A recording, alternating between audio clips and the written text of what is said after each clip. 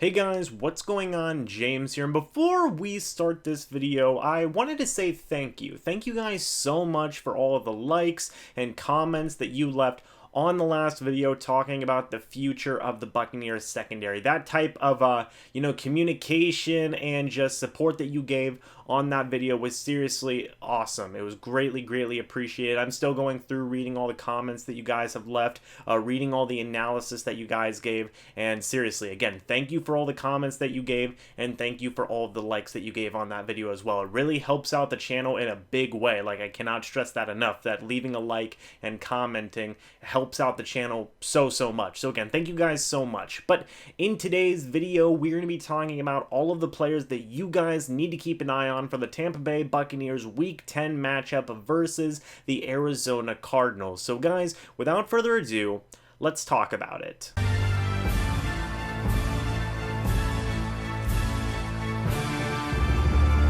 It's weird, right? We're already on week number 10, and the Buccaneers are 2-6. That's not very good, but they have a chance to rebound now against Bruce's former team, the Arizona Cardinals, in a home game. Holy crap. When is the last time the Buccaneers have had a home game? Fun fact, I am going to be at this upcoming game on Sunday as well. Myself and Gabby are going to be there. If you're going to be at the game, let me know down in the comments section below. I would love to meet up with as many of you guys as I can and just talk about Buccaneers football and just overall hang out in general. I hope to see a lot of you at the game. But without further ado, let's start talking about some of these players that you guys need to keep your eyes on. The first two players that I want to mention are Jamel Dean and Vernon Hargreaves III. I have these two guys specifically mentioned because they were the two cornerbacks who got the most starting time last week whenever Carlton Davis was out with an injury versus Seattle.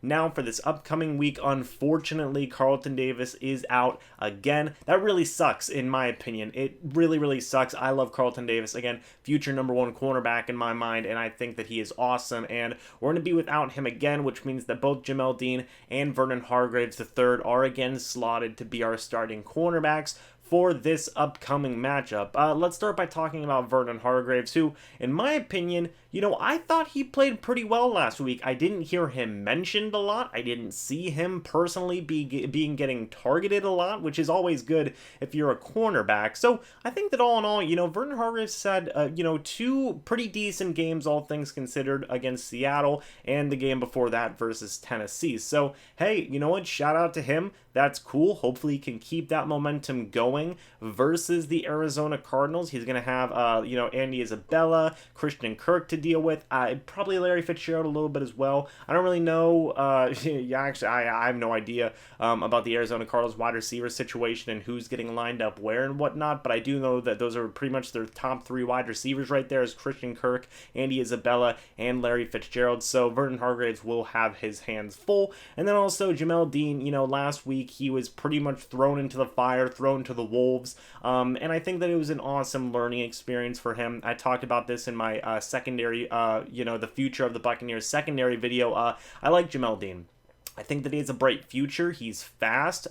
He has dealt with a lot of injuries in his past, and last week Bruce Arians even admitted this, that Jamel Dean wasn't necessarily in the best football shape. Now he had a full game under his belt to kind of get back into that kind of shape. He has been working, I imagine, all week last week, all week this week, and I think he's going to do better in this game versus the Cardinals. Like I said last week, he had some good moments. He also had some bad moments as well, and I think that we are going to see a better Jamel Dean in this upcoming game versus the Cardinals. The Jamel Dean that a lot of people saw in training camp and in preseason, making plays in the preseason games and whatnot. I think we're going to see a little bit more of that Jamel Dean in this game. So I want to talk about Buccaneers tight end O.J. Howard, who is officially making his return after missing the last couple of weeks with injuries. This should be good, hopefully, depending on, how the Buccaneers decide to use O.J. Howard. Hopefully they use him as a receiving target. The Arizona Cardinals are really not good at defending tight ends. They're even worse than the Bucs, which I will say fair credit to the Bucs. They have been getting better the past couple of weeks at defending tight ends to a certain degree. But O.J. Howard should hopefully have a big game versus the Cardinals. This is certainly the best opportunity he has had so far this year to have a big game, and the Buccaneers need him as a receiving target. Flat out. They need him because right now it's pretty much just Mike Evans and Chris Godwin, which again, I cannot stress that enough, can work, but you need more weapons, okay? And OJ Howard, he is a big weapon for this team. It's just a matter of using him as a receiving target. So hopefully OJ Howard can get things going. Hopefully he can bounce back from that injury. Hopefully, the play calling and the play callers, Byron Leftwich, Bruce Arians, realize like, wow, we really need OJ Howard. Let's start throwing it more to OJ Howard, and they can get him the ball more in this game versus the Cardinals. Next, I want to talk about running back Ronald Jones, who has pretty much unanimously been given the starting running back job now moving forward. I will say shout out to Evan from Bucs.wave and the Cannon Fire podcast. He pretty much predicted this at the beginning of the year that Ronald Jones wouldn't become the starter right away. He'd probably become the starter around week 8 to week 10. So shout out to you, Evan. That was an awesome call. But I will say, Ronald Jones being the starting running back, this is something that should have happened at the beginning of the year. I understand Bruce's mentality of he likes what Peyton Barber gives and he likes what Ronald Jones gives as well. So why not have a running back by committee kind of thing going on? But I think it was immediate pretty much from the start that Ronald Jones should have been, getting way more carries and stuff in relation to Peyton Barber and how many carries he was getting. Even Dario Ngmbawale has been getting, more opportunities in certain situations than Ronald Jones. I think Ronald Jones could be a 3-down back, and he should be a 3-down back for this team. And now, I don't know if he's going to be a 100% 3-down back for this team anymore, or Dario Ngmbawale is still going to get his opportunities, and Peyton Barber will still get some carries here and there. But last week, I think, was a great start. I believe Dario Ngmbawale had 3 carries, I think. Peyton Barber had 4, and Ronald Jones had 20. So I want to see more stat lines like that, because I think Ronald Jones is easily the best running back on our roster right now. Give him the ball more. He's going to do some really awesome things with it, not just as a, pure running back, but also, hey, why not try passing the ball to him more with some running back screens and have him run some routes, and let's just see what we have with him as a receiving back as well. So congratulations to Ronald Jones being named the starter. That's awesome. Can't wait to see what he does versus the Arizona Cardinals. Second to last player I want to talk about here is middle linebacker Devon White, who in my opinion had not only his best game of the year last year versus the Seattle Seahawks, but also I think that's what you constitute as like a breakout game, okay? That was really a breakout game for Devon White last week. He had 2 forced fumbles. One of them, he literally chased down the running back. That's pretty hard to do. So for Devon White to do that is just a showing of his freak athleticism and speed. He literally chased down Chris Carson and made him fumble. That's insane to me.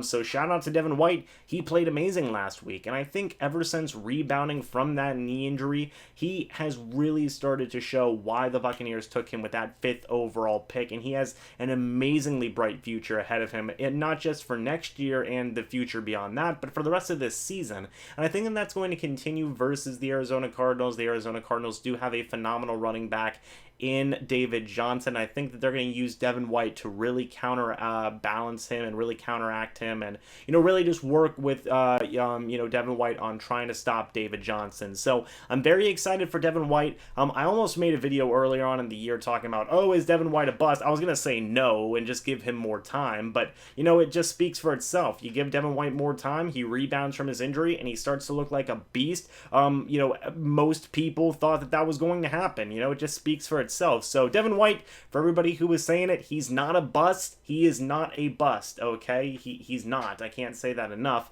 And I'm excited to watch him bounce back and just continue this streak of good play that he's having versus the Arizona Cardinals. Finally, the last 3 guys that I want to talk about are Shaq Barrett, Jason Pierre-Paul, and Kazin Daniels, who was just promoted to the active roster for this upcoming game versus the Cardinals. I've said that way too many times. I'm going to stop now. But Shaq Barrett, JPP, and Kazin Daniels, why do I have these 3 guys on this list? Well, one of the main reasons is because both Anthony Nelson and Carl Nassib are out for this game. They are more likely than not going to play. Anthony Nelson, I think, is 100% confirmed confirmed to be out. And I think just recently, Carl Nassib has all but been confirmed to be out for this game as well, which is why they called up Kazin Daniels, and they also signed an outside linebacker in Sam Acho. I like Sam Acho. He's 31 years old, a longtime veteran. He played for the Eagles, the Cardinals. He played for the Cardinals for a few years, and I just like what he brings in terms of a veteran presence. He may play a lot.